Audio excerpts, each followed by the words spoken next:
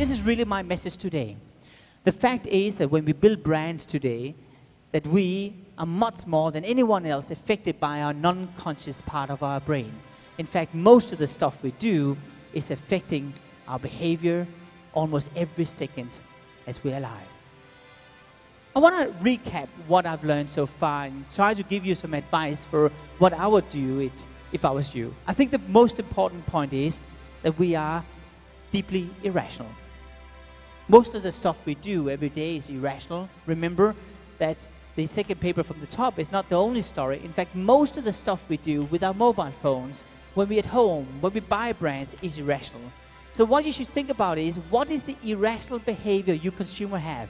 What are the things the consumers do which are so deeply irrational, which can create the proposition around your brand? And the only way you find out is to sleep with the consumer, to understand how they live and breathe and become part of them. So my advice to you is this. If I was you, I would make sure that everyone in your company, everyone is spending at least 1, if not 2 days with your consumers every year. Do you know what? It does not hurt. They're going to see things you never ever discovered before. And that way they're going to build a brand. Let me give you an insight. If you take Procter & Gamble.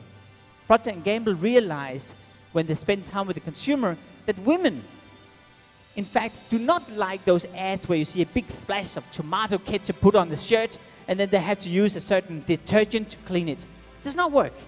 What they realized was that a little stain, this big, is much more irritating for a woman. How did they find out? Well, one of the guys actually placed on purpose a little stain here on the shirt. And throughout a whole day, she was doing interviews with people. After the end of the day, everyone was interviewed once again, and they asked, what did she tell you? And no one had an idea, because the only thing people were concentrating on was a little splash on the shirt. People were thinking, can't she wash her clothes? Where is it coming from? Why is that there? She's such a nice person. Why did she have that stain? Should I tell her?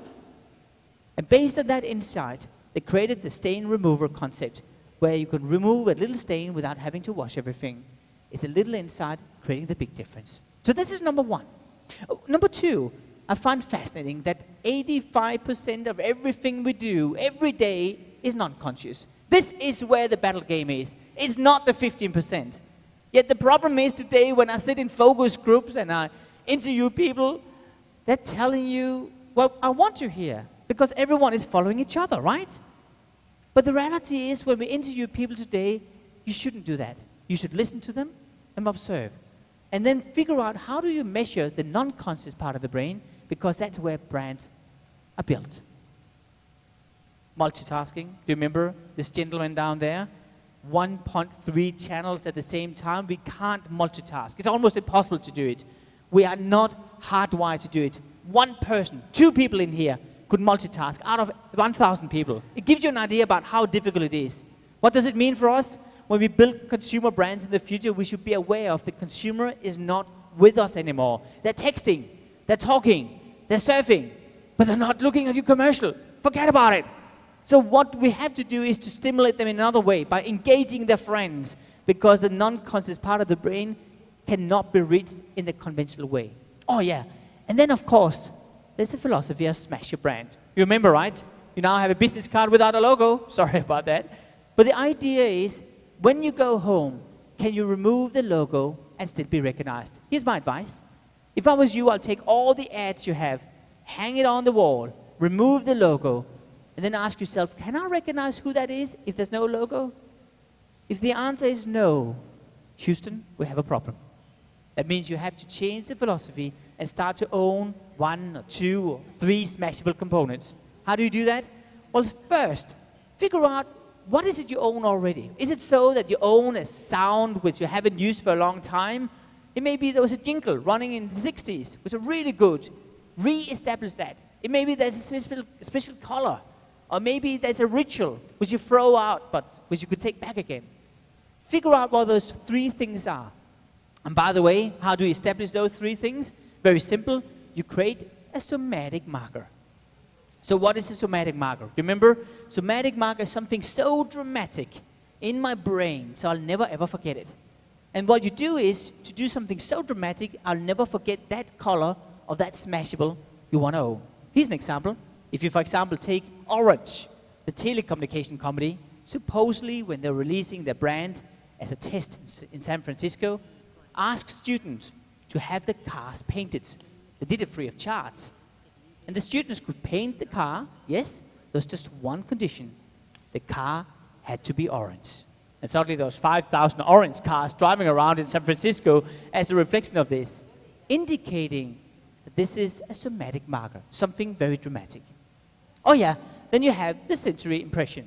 83% of all communication you and I are affected by every day, in communication only appeals to the sense of sight, leaving only 4 senses to 17%.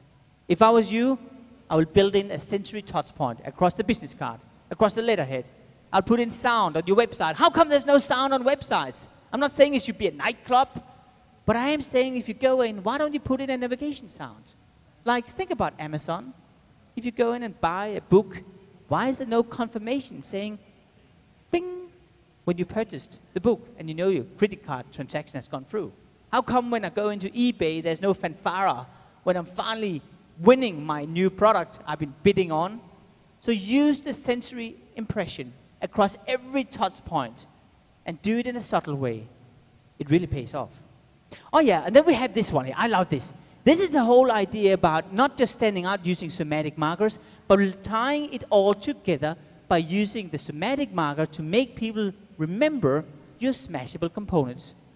And then, of course, you remember the word of mouth, that 1 equals 90, which equals 90. That means that one person can influence 100 other people. And here's my question to you. Are you able to seed a message into the world before the brand is released? That means you have to have 2 strategies. One strategy is the release campaign. Another strategy is before the release campaign, to seed it into the society so people feel an ownership somewhat similar to what we learned from Gmail. And last but not least, you know my answer. Of course, we have Corona beer.